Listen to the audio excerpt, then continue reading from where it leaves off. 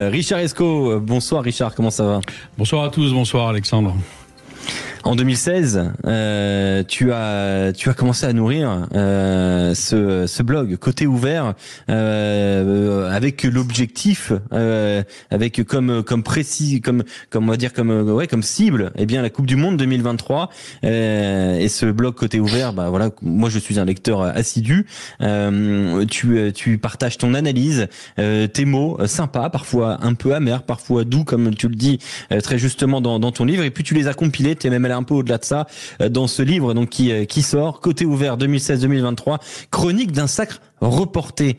Alors, j'imagine que tu as dû commencer ce livre avant la Coupe du Monde, mais tu étais suspendu, toi aussi, comme nous tous, mais peut-être surtout toi, à la finale, à ce parcours en phase finale, parce que il a conditionné la fin de ce livre, j'imagine. Oui et non, pour être exact, j'étais assez pessimiste au départ. Je trouvais qu'on avait un système de jeu qui n'était pas très identifié. On était passé. Alors c'est marrant parce que ces chroniques-là, quand on les relit, on s'aperçoit qu'on avait quand même pas mal de doutes. On a hésité longtemps entre Jalibert et Ntamak sur la dépossession, la repossession. Les joueurs avaient envie de pratiquer un rugby qui leur correspondait, mais Fabien Galtier pensait qu'on pouvait marquer sans ballon. Et donc on a eu quand même pas mal de soucis. Et puis pour avoir suivi toutes les coupes du monde depuis 1987, je me disais mais qu'est-ce qui va nous arriver? Parce qu'on a un staff pléthorique, les clubs jouent le jeu, toutes les planètes étaient alignées.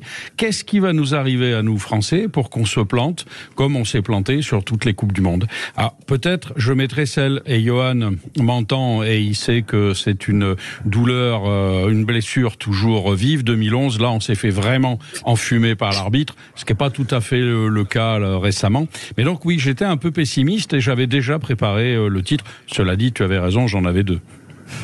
Ouais, c'était quoi l'autre titre? Chronique d'un sacre abouti. Voilà. Ah, oui. Comme quoi la lecture change forcément. Ce pessimisme que tu avais, je le partage aussi un petit peu parce que il y a ce grand chelem en 2022, mais l'année 2023, elle est pas reluisante, elle est pas comme dirait Daniel Herrero, et d'ailleurs il a largement dit sur notre antenne, elle est pas titulaire d'une perfection ni même d'une progression depuis depuis le grand chelem 2022. L'équipe de France a-t-elle vraiment progressé? Et c'est peut-être la question qui nous a amené à cette Coupe du Monde. Oui, c'est la question qui s'est amenée à cette Coupe du Monde. Mais tu sais, ce blog, Alexandre, je l'ai créé en 2011, donc à la demande de la rédaction en chef de l'équipe, pour accompagner l'équipe de France en Nouvelle-Zélande et créer du lien avec mes lecteurs, comme vous en créez à Sud Radio avec vos auditeurs, et c'est très très appréciable. Et elle a changé donc en 2016, parce que j'ai pris un nouveau support, l'équipe ayant arrêté tous les blogs. Et donc moi, j'avais une vraie communauté autour de moi, une communauté dont tu fais partie, qui est élargie à pas mal d'anciens internationaux, des entraîneurs, et on échange beaucoup, alors sur le blog et en amont. Et moi, ce qui m'inquiétait sur cette année 2023, comme tu l'as dit, c'est il y a eu des remises en question un petit peu, à quel jeu est-ce qu'on veut jouer, et puis surtout là où j'étais inquiet, c'est à partir de juin, quand j'ai vu que la préparation physique était d'une intensité hors norme. Et je me suis dit, voilà des joueurs qui ont déjà 11 mois de club, Coupe d'Europe et pour les internationaux, tournois dans les Cannes, et comme par hasard on a commencé à casser comme du cristal. Et ce qui m'a inquiété, c'est qu'on était prêt pour le match d'ouverture, on a volé au-dessus des All Blacks dans les 20 dernières minutes alors qu'eux ils étaient éteints, et je me suis dit à ce moment-là, est-ce que c'est pas malheureusement à ce moment-là qu'on était prêt? Et quand on a vu qu'en quart de finale même les remplaçants étaient un peu cuits, en tout cas ils n'avaient pas de jus, pour ce qu'on en sait, il est clair que les entraînements ont baissé d'intensité par crainte de casser encore, parce qu'on a cassé une moitié d'équipe. Dès 2016, toi, on se projetait tous évidemment vers 2023 avec l'annonce de la Coupe du Monde en France. Est-ce qu'il faut déjà se projeter vers 2027? Non, bien sûr que non, ça serait une erreur. Tu sais, Alexandre, tout ce qui nous a manqué, c'est d'être, de rayonner dans les 6 derniers mois. Une Coupe du Monde, ça ne se gagne pas 4 ans avant, ça se gagne pas 3 ans avant, ça se gagne juste avant. Regarde les Anglais, ils arrivent à la 3e place, ils étaient nazes, on aurait misé un penny sur eux. L'Afrique du Sud, oui, bon, ils avaient battu les All Blacks à Twickenham en match de préparation, mais c'était la Nouvelle-Zélande qui avait trôné sur leur Four Nations. La preuve sont les 2 équipes qu'on retrouve. Non, faut pas se projeter. Il y a une très belle équipe, il y a une belle ossature, il y a des revanchards, il y a des joueurs qui vont avoir envie de tout donner. Le tournoi arrive dans 3 mois. Faut surtout pas tout casser et se projeter, mais surtout, l'inquiétude qu'on a, Alexandre, c'est qu'on n'a toujours pas entendu le débrief de l'entraîneur Fabien Galtier. Ah, c'est vrai, ce débrief qui se fait toujours fin novembre, nous dit. Il a raison. Mais il a raison. Mais je sais pas qui est son responsable de com, mais franchement, Laurent Latour. Voilà, non, c'est pas lui. La presse. Oui, ouais. Non, pas pour la presse, mais son à com personnel. Il a raison. Tout le monde. Et moi, je vous entends sur Sud Radio et vous avez. Franchement, c'est bien ce que vous dites parce que vous essayez d'analyser froidement les raisons de l'échec. Et je pense que l'arbitre. Et j'entendais Cardona sur votre antenne il y a pas longtemps, c'était formidable ce qu'il a dit. Il faut absolument pas chercher un bouc émissaire. Et Fabien Galtier, il a raison de rien dire. Tous les supporters français que j'écoute et même certains spécialistes se sautent à bras raccourcis sur l'arbitre. Mais il a raison. On a le parfait coupable. Et pendant ce temps-là, ça lui laisse un petit peu de temps pour se refaire la cerise et puis attendre que les choses se passent. Et puis dans quelques semaines, ça sera un petit peu éloigné. Je pense que personne n'a vraiment envie de savoir ce qui s'est passé, parce que si on savait, j'ai quelques infos comme vous, ce qui s'est passé, je pense que ça serait encore plus désespérant. Oui, effectivement. Je lisais sur ton blog il y a quelques jours que tu t'étais replongé dans Denis Lalanne et notamment dans le grand combat du 15 de France. Pourquoi revenir parfois aux écrits de qui ont 60 ans, voire 70 ans? Pourquoi c'est important de reprendre ces mots-là? Tu sais, c'est comme les pianistes. Frédéric Chopin, avant les concerts, il jouait du Jean-Sébastien Bach.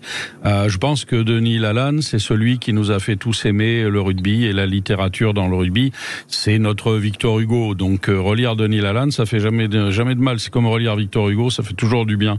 Et donc Denis, en 58, parlait justement du rapport que les joueurs avaient eu avec l'arbitrage. Alors c'était pire à l'époque parce que c'était les arbitres des nations qui recevaient en tournée qui arbitraient. Donc là, il y avait que des arbitres sud-africains. L'équipe de France en avait marre d'être mal arbitrée. Alors les plaquages à retardement, la violence dans les rucks, etc. Donc ils ont déclenché quelques bagarres générales et puis ils ont commencé à s'en prendre systématiquement à l'arbitre. Et à la moitié de la tournée, ils ont dit on fait fausse route, on va arrêter de s'en prendre à l'arbitre, on va se concentrer sur ce qu'on fait. Et je pense que c'était la bonne solution. Et c'est très drôle de relire ça parce qu'en fait le rugby, il évolue, il change, mais ça reste quand même un sport de combat et d'évitement collectif avec une histoire d'hommes et avec un projet commun. Et peut-être que le projet commun de l'équipe de France était moins fort que celui des Anglais, des Sudaf et des Néo-Zélandais par exemple.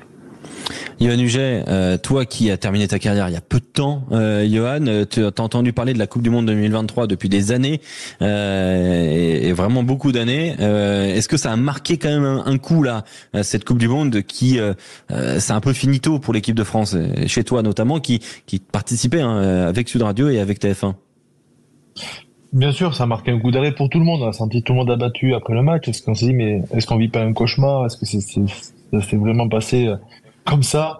Et on sent aussi les joueurs très très affectés parce que quand on se projette à une victoire, j'ai eu la chance d'aller interviewer les joueurs chez eux et pas un a eu un doute sur leur capacité à aller le plus loin possible. Alors c'est normal parce que quand on s'engage dans une compétition, on se projette, mais ils avaient les résultats pour eux, ils avaient la Coupe du Monde chez eux. On avait l'impression que les planètes étaient alignées vraiment pour aller chercher quelque chose.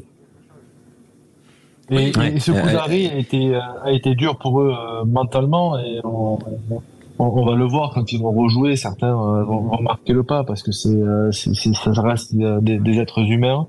Mais comme l'a dit Richard, on a tout de suite levé le pied sur l'arbitre parce que c'était pas l'excuse viable, même si on s'est fait taper sur les doigts après sur les réseaux en disant que c'était un scandale. Mais on peut pas tout reposer sur un arbitre quand on maîtrise son sujet. Les 3 essais qu'on l'on prend, on a discuté en première mi-temps, c'est la première fois qu'on voit une équipe de France prendre 3 essais comme ça. Il faut se le dire aussi facilement. Donc voilà, c'était une déception et on en entend parler depuis 2019, quand on a perdu le quart, avec ce carton rouge, alors qu'on était devant, on était bien placé. Dès 2019, après le quart, boum, tout le monde s'est projeté. Il y avait les jeunes qui étaient là, Antoine, Romain, Thomas qui était parti, Charles. Donc l'ossature était déjà là en 2019 et c'est pour ça qu'ils ont vécu 4 ans formidables. Ils ont gagné des titres, ils ont vécu quelque chose de grand pendant 4 ans et c'est pour ça que ce coup d'arrêt il fait mal déjà pour eux et pour nous. Moi, ce que je vois, Johan, pardon, Alex, ce que j'entends, bonsoir Johan.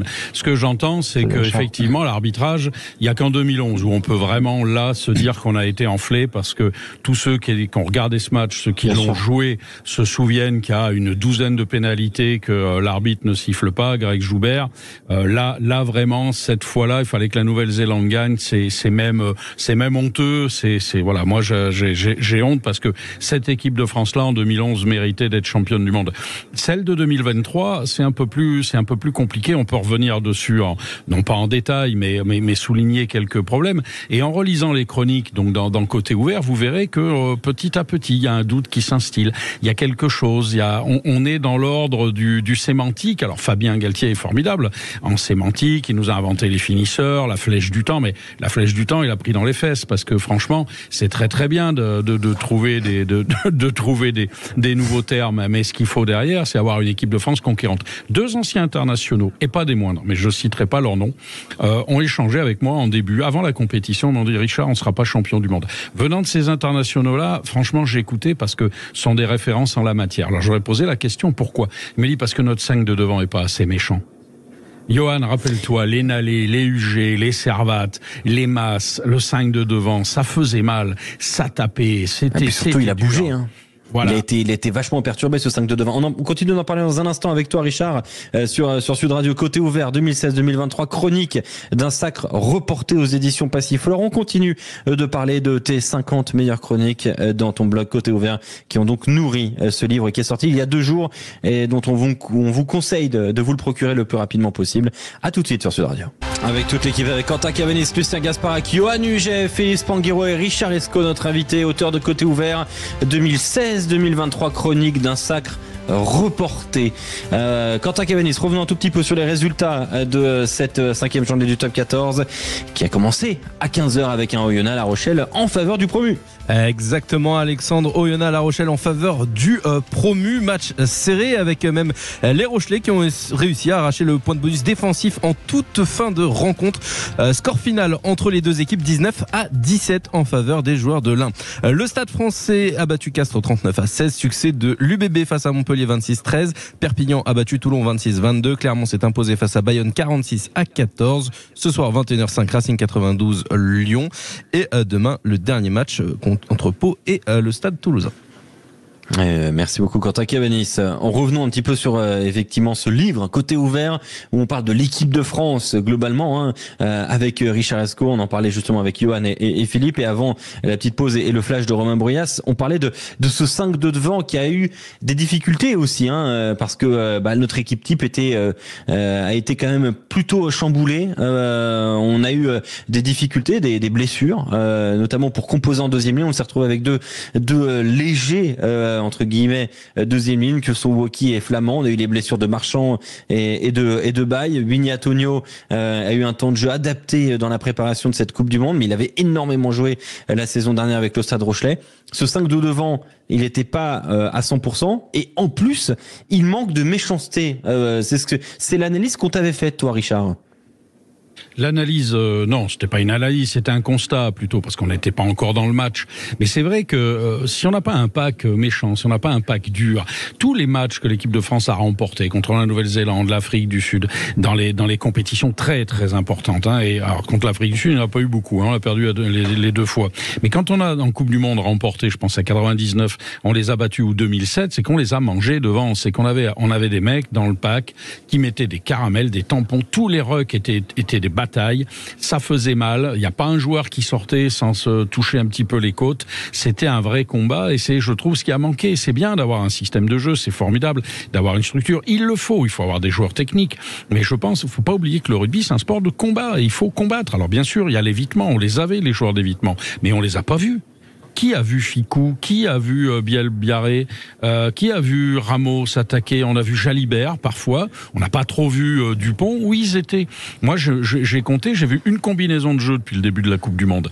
Tout le reste, c'était alors des lancements, des passes derrière, mais on devait révolutionner le jeu, apporter en quart de finale les réponses. On nous avait dit, vous verrez, vous allez voir, on cache des choses depuis un an et demi, et on va vous montrer pendant la Coupe du Monde. Oui, on n'a pas vu beaucoup. Mais non, on n'a pas vu. On a vu un fond de touche avec avec une remise intérieure pour l'ailier côté fermé. Bon, ça donne derrière l'essai de Movaca. Mais enfin bon, ça peut pas être suffisant, ça, en quart de finale. On a eu 12 ou 13 ballons à partir des touches.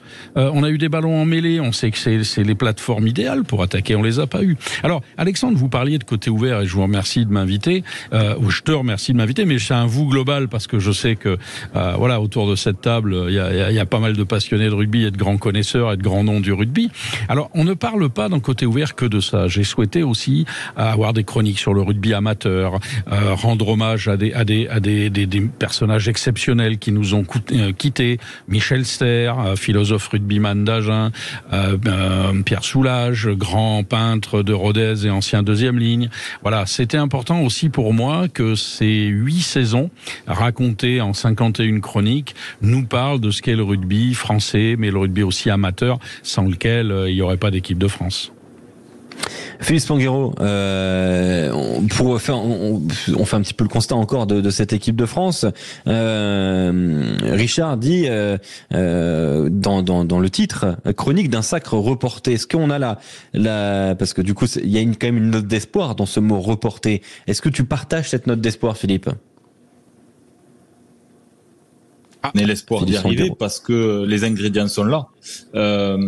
Après, j'écoutais Richard et honnêtement, moi, c'est toujours un pur régal d'écouter Richard. Mais je me posais des questions pendant que je l'écoutais. J'ai toujours pas vraiment les réponses. Est-ce que on a eu globalement une forme de naïveté avec cette équipe de France qui nous a brouillé un peu la vision critique? Parce que je repense à cette profondeur de banc qui nous a cruellement fait défaut en quart de finale. On a été nombreux à dire qu'on avait trouvé une profondeur de banc et une largeur d'effectifs que le 15 de France avait quasiment jamais connue. Comment on s'est trompé comme ça dans l'analyse. Il y a en effet ce sujet de la rugosité. On a très peu parlé aussi avant la Coupe du Monde et je l'ai dit souvent, parce que j'en avais parlé avec des membres du staff dont je tairai le nom il y a 1 an et qui m'avaient dit c'est presque dommage ce scénario de cette Coupe du Monde chez nous en 2023 parce que ok, on manage pas qu'avec les datas et il y a l'humain, mais quand on regarde les chiffres et les équipes qui ont été championnes du monde depuis que la Coupe du Monde existe, on est sur une moyenne de sélection à 65 ou 70 sélections minimum, je crois, de tête. J'ai plus les chiffres exacts en tête, parce qu'il y a aussi le poids de l'expérience dans ce genre de compétition. Il y a plein d'ingrédients. Ça, on en a très peu parlé avant cette compétition de ce manque d'expérience. Et puis il y a une dernière question. Il y a une dernière question un peu philosophique. Sincèrement, j'ai pas la réponse. Est-ce que le sport français a foncièrement cette culture de la gagne, vraiment de la capacité à gagner les grands combats, quoi, les grandes compétitions. Oui, Philippe, parce que il y a cette, je termine juste pour finir. On a une compétition, une génération assez exceptionnelle qui, pour moi, est née dans le professionnalisme et qui a l'équilibre parfait entre cette forme d'humilité et d'esprit rugby et de capacité de travail qu'avaient peut-être pas les générations précédentes. Mais cette culture vraiment de la haute performance, on l'a vu chez les U20, on l'a trouvée. Il faut qu'elle transpire maintenant chez les grands. Voilà. Ah mais réponse de Richard Esco. Oui, Philippe. Alors merci pour le compliment. Je te le retourne. Tu sais, dans ta famille, Walter disait un match qui fait pas mal, c'est pas un bon match de rugby. Je pense que les joueurs français ils sont peut-être pas fait assez mal sur le terrain. Non. Sur le banc, tu as raison, et de ce qu'on sait, c'est que les membres du staff se sont empoignés verbalement de façon assez musclée, hein, parce qu'ils n'étaient pas d'accord. Il fallait peut-être bout de hand. Ils sont restés sur ce désaccord. Ils sont restés sur ce désaccord. Ça a beaucoup discuté. Bon, on n'était pas là, hein, on n'était pas petites souris, mais pour ce qu'on sait, ils n'étaient pas d'accord sur le banc, voire même sur la composition. Moi, je comprends pas comment on enlève Villiers et qu'on met.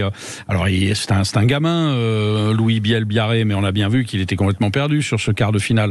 Quand c'est les hommes qui jouent au rugby, il faut mettre des gens un petit peu plus durs. Moi, je suis aussi surpris de la transparence de Gaël Ficou. Tu parlais d'expérience, mais cette expérience, il faut qu'elle soit au service de joueurs qui ont encore la niaque physique, qui sont encore cette dureté. Regarde les Springboks. Vermeulen, il a 38 ans, il a pas de club, mais il s'est préparé que pour ça. Moi, j'ai été un petit peu déçu, justement, de voir que les joueurs d'expérience de cette équipe de France, Olivon, Ficou était peut-être pas là, quoi. Ils étaient pas au rendez-vous. Et juste pour te couper, pour finir, moi le repère pour moi c'est cette équipe anglaise, parce que on voit à quel point une équipe qui collectivement est dans le dur, sans repère à quelques mois de l'échéance, arrive à se retrouver quand ses leaders sont au rendez-vous. Parce que les leaders anglais ont tous été au rendez-vous de l'événement, même des joueurs qui étaient contestés pour leur place dans le groupe. Et quand tu as tes 4-5 leaders qui répondent présents en même temps, ben on voit derrière que collectivement, cette équipe anglaise, honnêtement, dont on donnait pas très cher, a su se hisser en demi-finale et puis faire mieux que nous. Alors, est-ce qu'on n'a pas été phagocyté? Alors, pardon, Yoann, mais pour répondre à ce que tu disais, Philippe, est-ce qu'on n'a pas été phagocyté par la personnalité hyper médiatique de Fabien Galtier? Parce que tu prends l'exemple des Anglais. Si. Les Anglais, ils sont capables d'aller voir Steve Borthwick, de lui parler, et les yeux dans les yeux, parce que c'est encore un entraîneur qui est très très proche des joueurs et qui prend pas toute la couverture médiatique. Ah ben moi je pense qu'ils ont ce groupe en équipe de France, je pense qu'ils ont ce groupe de cadres pour aller voir Fabien. Bien sûr, Richard, mais je pense que Fabien a voulu prendre tout le poids de la pression. Alors à bonne ou à mauvaise escient, je sais pas, mais de la pression, on n'a peut-être pas assez entendu les joueurs en conf de presse. On aurait aimé en avoir un peu plus. Et c'est vrai que sur des matchs importants, on fait appel à l'expérience comme Gabin. Bon, c'est vrai que il a été porté par ce joueur qui est très très bon et qui a fait de très bons matchs en poule, mais sur des matchs qui comptent, on a besoin des mecs qui vont aller sous les chandelles. On a besoin il n'y a pas de fulgurance. Chelsea Colby, il a fait 2-3 fulgurances certes, mais il a été très bon en défense. Les ailiers, à un moment donné, plus la compétition se rapproche et plus il faut qu'ils fassent un travail de l'ombre, et c'est là où on a manqué d'expérience, je pense, sur ce match-là. Et puis tu parlais des confs de presse. Où est passé Raphaël Ibanez? Ah, c'est ça. Quelqu'un a des nouvelles? Je sais pas le rôle qu'a voulu prendre Fabien, mais on sort d'une Coupe du Monde. Pour tout vous dire, on n'est pas plus assez avancé sur les joueurs, à part Antoine Dupont, mais il y a aucun joueur qui est passé en conférence de presse. On n'en connaît pas un de plus. Pour le rugby français, c'est dommage, je trouve. Oui. Pour tout vous dire, on a demandé à voir Raphaël Ibanez, dans les émissions sur Sud Radio, et on nous a répondu Fabien Galtier parlera fin novembre. On nous a pas dit oui ou non pour Raphaël Ibanez, on nous a répondu Fabien Galtier parlera fin novembre dans une conférence de presse de la FFR. Il va parler fin novembre parce qu'il y a une pression médiatique monstrueuse. Moi, vous savez, le seul fait qu'on n'ait pas de débrief. Vous savez, vous vous souvenez de 2015, quand on prend 60 points contre les All Blacks à Cardiff, c'est terrible derrière les états généraux. On met Saint-André sous le feu. Oui, Saint-André, il va en conf de presse et il fait face à tout le monde et répond à toutes les questions. C'était pas le meilleur entraîneur pour l'équipe de France, mais au moins il s'est pas échappé. Là, j'ai quand même l'impression qu'on s'échappe un peu. On n'entend personne, ni Antoine Dupont qui est capitaine de l'équipe de France, ni Charles Olivon qui est quand même le capitaine bis. Alors ni Raphaël Ibanez qui est perdu, on sait pas où il est. Et d'ailleurs on sait pas où il est, mais ça fait un petit bout de temps qu'on l'a pas entendu. Ça date pas d'aujourd'hui. Et Fabien Galtier, on attend toujours avec impatience. Enfin impatience. Franchement, je sais pas si j'ai besoin de lui. Il va parler du tournoi à destination. Voilà, c'est très fort de ça. C'est un peu le point d'interrogation. Alors à titre personnel, sans c'est particulier pour toi. les sujets que j'ai à côté, mais je suis vraiment sceptique avec ce timing. Tout le rugby français s'est mis au service de l'équipe de France, notamment aussi le rugby pro qui a consenti à de gros efforts, qui attend aussi la façon dont tout ça va être analysé pour la suite. Et je crois que plus ça traîne, plus en effet, on va être tenté d'occulter ce qui s'est passé pour se projeter sur l'avenir. Et c'est bien de se projeter vers l'avenir, mais il faut que ce constat il ait lieu et qu'il soit objectif et challengé. Le rugby français en a besoin. Et plus c'est tard, moins ça aura d'impact, et moi je trouve ça perturbant. C'est passionnant ce que tu dis, Philippe, parce qu'un jour pour l'équipe magazine, j'avais réuni les entraîneurs de l'équipe de France. Il y avait Jean-Claude Scrella, il y avait Pierre Villepreux, il y avait Jo Mazot, il y avait Pierre Berbizier, il y avait Jean Trio. Donc j'étais assez content de moi, je les ai mis autour de la table et je leur dis voilà pourquoi on n'est pas champion du monde. Et alors la réponse quasi unanime, c'était parce que une fois qu'un entraîneur prend le pouvoir, il ne s'occupe pas de ce qui s'est passé après. Il n'y a pas de retour d'informations sur les difficultés, les problèmes, les choses qu'on ne peut régler. On occulte tout. Et tu as raison, tu le ressens très bien, Philippe. On occulte tout, comme si on avait peur d'aller au fond des choses. Et en fait, il n'y a pas de transmission. Et on sait que la transmission en rugby, c'est vital. On n'a pas cette transmission. Alors, c'est une transmission d'échecs. En 2019, c'est un peu ce qui se passe, non? Fabien Galtier, il est dans le staff du 15 de France pour la Coupe du Monde, mais il prend le flambeau juste après, vraiment. Oui, mais quel débrief? Quel débrief on a eu? En fait, c'est une transition. Il était dans le staff, il est passé, mais on n'a pas eu le débrief de la Coupe du Monde 2019. Qu'est-ce qui s'est passé? Où se situe l'échec? Où se situaient les difficultés? On ne l'a pas eu, parce que justement, il a été intelligent. Il a pris, on n'a eu aucun retour, aucun débrief. Et lui-même ne s'est jamais exprimé là-dessus, ni lui ni Brunel. Donc ça veut dire que depuis 2015, on est dans cette expectative de savoir qu'est-ce qui nous manque en équipe de France, alors que, comme tu le disais, Philippe, on a toutes les planètes alignées. C'est toi qui le disais aussi, Johan, on a toutes les planètes alignées. C'est terrifiant. Ça veut dire quoi?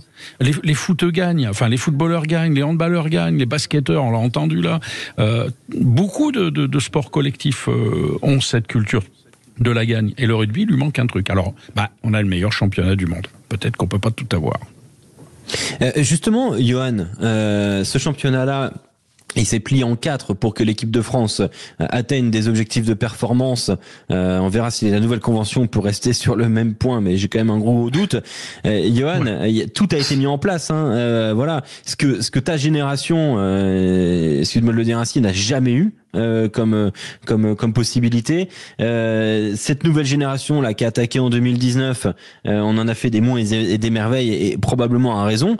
Mais toi qui étais de la génération précédente, qui a travaillé dans la difficulté, avec un calendrier qui était beaucoup moins adapté, avec des possibilités pour les sélectionneurs beaucoup moins évidentes, quel a été ton regard sur cette nouvelle génération? Est-ce que tu t'es dit, disons qu'ils bossent dans un confort? Comment tu l'as ressenti toi en tant qu'ancien international? Mon regard, déjà, il est extérieur et j'étais sincèrement content qu'il y ait eu cette évolution.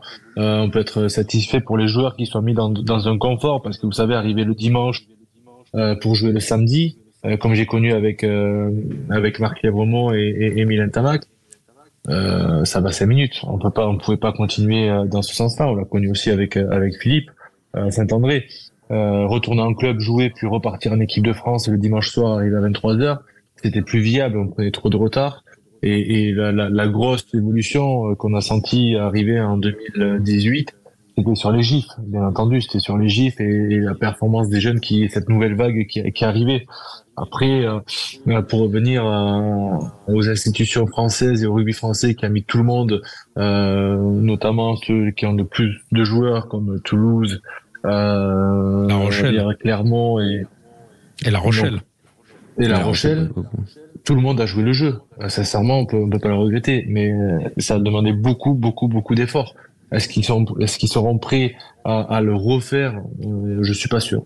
Tu as raison, Johan, parce que les informations que j'ai, c'est que là, avec ce qui s'est passé, la cassure, la brisure, la frustration, la déception sont tellement énormes que je vois mal le rugby français refaire le même effort, surtout pour une Coupe du Monde qui se déroulera en Australie avec le décalage horaire.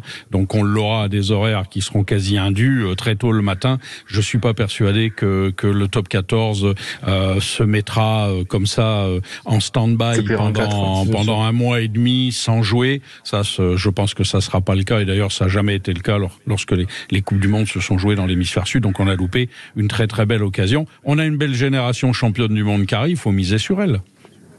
Voilà, c'est ça. Côté ouvert, 2016-2023. La deuxième nation du Nord, on l'espère. Après l'Angleterre. Oui, côté ouvert, 2016-2023, chronique d'un sacre reporté peut-être à 2027 en Australie. En tout cas, on l'espère. Merci beaucoup, Richard, d'avoir été avec nous sur Sud Radio. Merci à vous tous. Merci à vous tous, c'est formidable. Bienvenue. Et moi, je vous écoute toujours. Sud Radio, c'est vraiment la radio du rugby. C'est gentil, merci beaucoup et t'es toujours le bienvenu sur cette antenne. Place maintenant à un moment très très important, c'est le qui je suis. Et oui, celui-là il est très attendu. Oh là là, Richard joue? Ah non, Richard, Richard, s'il veut jouer, il peut. Allez, tu sais quoi, on met Richard au micro pour le qui je suis. Ils sont 3 à s'affronter. Philippe Spanghero, Johan Huget et Richard Escoale. Jingle.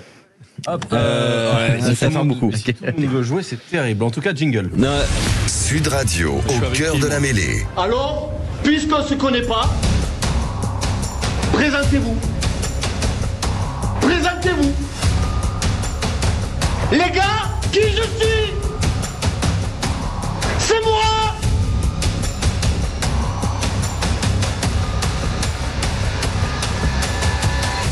C'est moi. Je suis un monsieur. Ça, c'est se présenter. ça fait toujours plaisir. Ça fait toujours quelque chose, hein. On a 4 joueurs, du coup, potentiel, Alexandre. Ah ouais, alors on a 4 joueurs. Mais le problème, c'est que Lucien Gasparac est très très fort. Donc on va faire 2 équipes. On va faire 2 équipes. On va faire Richard Esco avec Philippe Spanghero et Johan Huget avec Lucien Gasparac. Ça promet. Hein. Je pense qu'il va y avoir du niveau là. Il va y avoir du très très haut niveau. Mais je sens qu'il va y avoir du très. Je pense la reconnaître. Alors c'est vrai que Ah non, c'est pas. On peut je vais t'expliquer. Alors, je vais donner des indices pour trouver un joueur et tu vas devoir trouver le joueur. Mais okay, c'est un joueur ou c'est un joueur ou c'est un entraîneur là. Non, alors ça c'est notre jingle. C'est pour le qui je suis. Oui. C'est un capitaine de Serret. Il y a 10 ans qui avait fait une causerie d'avant-match comme ça, qui était devenu qui était devenu un jingle. Alors, on va commencer. Je suis né en 1956 à Méharin. Je sais pas si ça vous parle. C'est dans les Pyrénées-Atlantiques, pas très loin de Bayonne. J'ai commencé ma carrière chez les jeunes à Bidart et j'ai joué au Biarritz Olympique. Pascal Ondart. Terminado. Pascal Ondart. Voilà. Lucien Gasparac. Johan.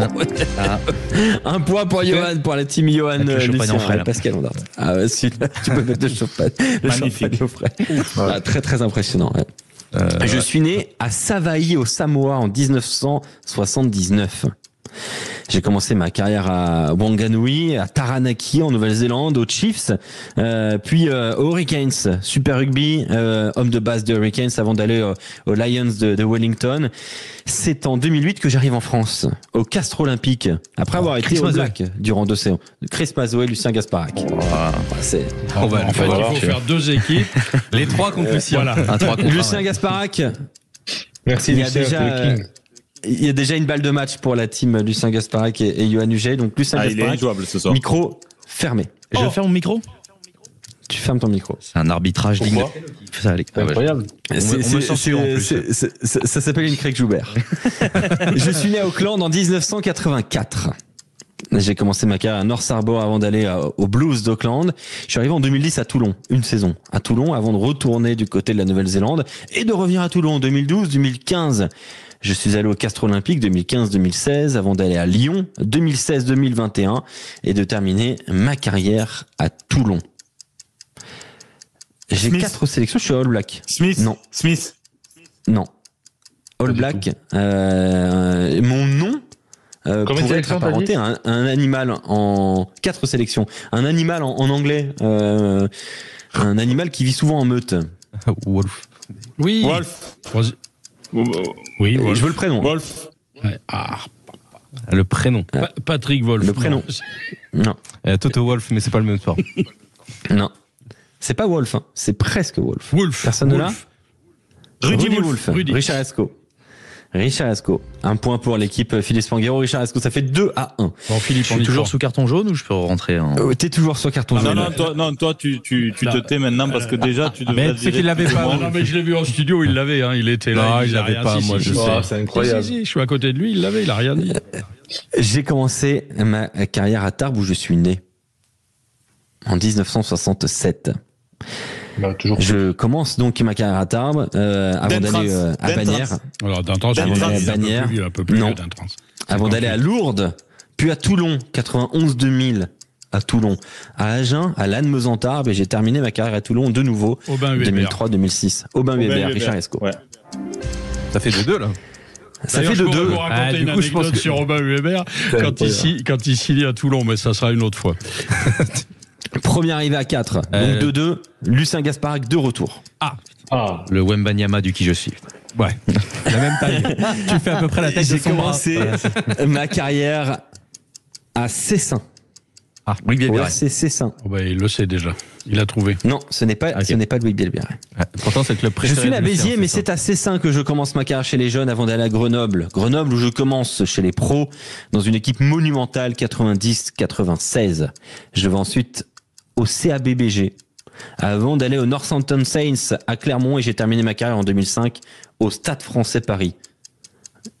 J'ai 71 sélections avec l'équipe de France 94-2003. Joueur monumental. Dans tous les sens du Olivier terme. Brouzet. Olivier Brouzet, Richard Esco. Il y a balle de match magnifique. pour Philippe Spanghero et Richard Esco. Ça, c'est beau, c'est ça. très très beau. C'est beau. Ah, ça c'est très très bien. Et Johan, mais où es-tu? Je suis là. Écoute, tu me sors que des joueurs en 1950. Je suis Oh, désolé. c'est pas gentil, c'est pas vrai, ça, c'est pas cool. Johan, je te trouvais meilleur joueur quand même. Allez. Tout ça parce qu'il y a Richard. C'est incroyable. Vous essayez de me piéger. C'est En tout cas, incroyable. Lucien qui trouve pas un joueur du Stade Français, c'est terrible. Ah, là, Ouais, tu nous diras ce que Remise ça en t'a fait question. sur le bras, Lucien. Il y a balle de match pour l'équipe Philippe Spanghero et Richard Esco. Allez. J'ai commencé ma carrière chez les jeunes à Lyon. Je suis né à Marsonnas. Marsonnas qui est dans le département de l'Ain. J'ai commencé donc ma carrière à Lyon, 2011-2012, avant d'arriver au Stade Toulousain entre 2012 et 2014, prêté à Oyonnax, où je Yoann- poursuis ma carrière. Yoann Huget. On t'écoute. Yoann Huget, oui. Johan, on T'as dit t'écoute. prêté à Oyonnax de Toulouse. Oui.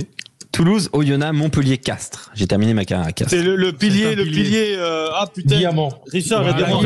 Guillamon. Yoann Huget, Guillamon. Ah, Oh là là. parfait, Johan. Donc il y a balle de Johan match. s'est foutu Il y a sur la donc fin, la balle de match 3-3. Oh, c'est On est en exceptionnel. tie-break, là, c'est terrible. Ah là, il y a Fallait tie pas break. le Qu'est-ce que vous êtes réveiller, prêts? Johan. Vous êtes là, vous avez réveillé aussi. Là, ça va être du très très haut niveau. Je vais du coup rendre les choses un peu plus difficiles. Encore Par un jour. Ah ouais. Celui-là, il est exceptionnel. Je suis né à Melbourne en Australie en 1983. J'ai commencé ma carrière aux Bulldogs, puis je suis allé au Waratahs 2003-2008, au Leinster 2008-2009, au Rocky Brumbies. Elsom. Rocky Elsom, c'est une victoire de Lucien Gasparac. Incroyable. Et Johan, Ouais, non, mais incroyable. c'est la fin quand même. Incroyable. Oh là Lucien. là là là là là là là là C'est un là. attaquant. Ah, C'est c'est ça. ça. J'aime ça, Lucien. Incroyable de trouver Ouais, Rocky Elsom. Oh là là. Qui va à Avant que je Narbonne. parle Incroyable. de Toulon et de Narbonne, 75 sélections. Victoire donc de la Je suis team fier, Yoann Huget et Lucien Gasparac. C'est le king. Oui. Ouais, tu peux être fier. On a bien Tu peux être lutté, fier. on a bien Merci. lutté. Lucien qui est plébiscité sur les réseaux. Hein. Je viens de lire. Ah ouais. Tiens, un monstre.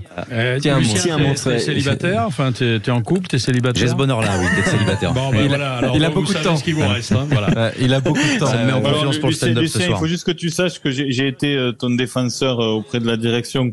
Tant que t'empiétais pas sur mes plates-bandes, mais il faut quand même que tu comprennes que il y a des limites à pas dépasser. Et du coup, le trophée qui Voilà, reste dans de l'escarcelle suite. de Yoann Huget, hein, Yoann Huget, donc qui maintient, Bien qui garde sûr, son trophée de ce qui je suis. Merci. Invaincu. Merci Richard d'avoir été avec nous. Merci Très belle à vous soirée. Du coup, tous. t'as participé à ce qui je suis. Merci à Yoann, merci à Philippe. On poursuit avec la chronique justement de Philippe Spanghero dans un instant. À tout de suite. Salut messieurs.